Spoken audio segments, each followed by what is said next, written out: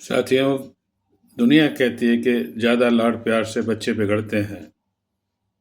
फिर भी कई लोग करते हैं, जबकि मेरा ये कहना है कि लाड प्यार से बच्चे सुधरते भी हैं। क्यों? क्योंकि आप उनसे चर्चा करिए, सोच समझ के बोलिए, समझाइए। उस उम्र में वो समझ जाएंगे, दिमाग में रखेंगे कुछ चीज़ें। मार से नहीं, प्यार से। अक्सर लोग मार से बच्चों को समझाने की कोशिश करते हैं, वो तो गलत है। पहले भी कहा, अमेरिका में बच्चों को मारना मना है, तो बैठ के आपको समझाना, बात करना पड़ेगी।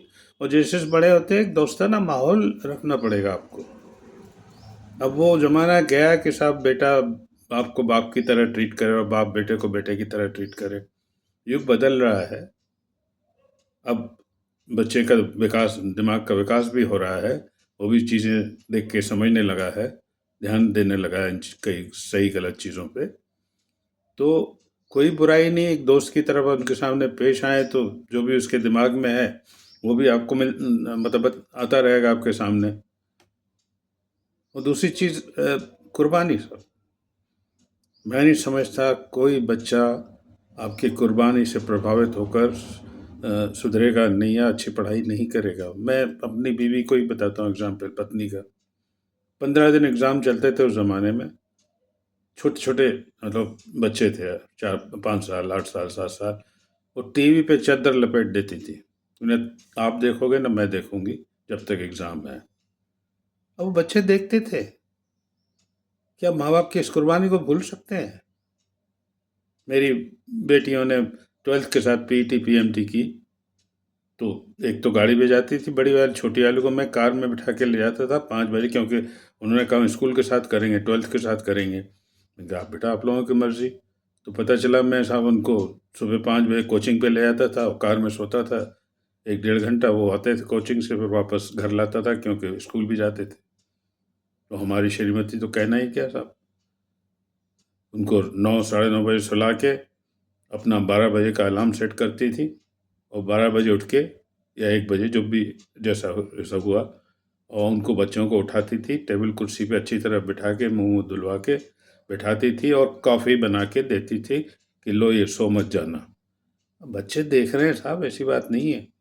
आजकल मुझे नहीं लगता माँ बाप ऐसी कुर्बानियाँ कर रहे हैं। कुर्बानी कभी बेकार नहीं जाती, बिल्कुल भी नहीं। और जगह कैसा व्यवहार कर रहे हैं, क्या नहीं कर रहे हैं। मैं तो एक बार एक्चुअली मैं तो गलत ही कहूँगा कि मेरे किसी परिवार में या दोस्तों में शर्माते हैं बच्चे कोई कोई, तो मेरे बेटे को काजू हाथ में दे दिए मुट्ठी भर के कि ले जा तू तो खा लेना। तो उसने जेब में रख लिए। मुझे पता नहीं क्यों अच्छा नहीं लगा। मैंने बेचारे को जा पर रसीदा, मैंने कहा तुमने काजू जेब में क्यों रखे, वहीं क्यों नहीं खाए? अगर दे रहा है तो वहीं खाता था ना, खाना था ना, जेब में रख के लाने का क्या मतलब है? तो इस तरह आप उनको ध्यान से देखिए, उनका व्यवहार देखिए, उनका चाल चलन देखिए, और उसी टाइम उनको समझाते जाइए। नहीं तो आज समाज की बहुत ही, मुझे बड़ा दुख होता है, तकलीफ हो रही है, दिल में दर्द हो रहा है, पेन हो रहा है मेरे को कि क्या हो रहा है समाज में, वो भी भारत में, जहाँ हमेशा कहते हैं साहब भारतीय संस्कृति का बोलबाला है, वहाँ ये सब हो रहा है। मतलब बाहर का परिवेश आने से पहले ही, जाने से पहले ही आप उनको कोशिश करिए कि उन पे ध्यान दीजिए, उन पे नज़र रखिए। इवन जब बाहर पढ़ते हैं तो आपको बिल्कुल जाना चाहिए। हर हॉस्टल में उसमें रहता है माँ बाप के लिए कमरा। मिल के आइए, देख के आइए क्या है क्या नहीं है, खुशी मिलेगी उनको। Thank you.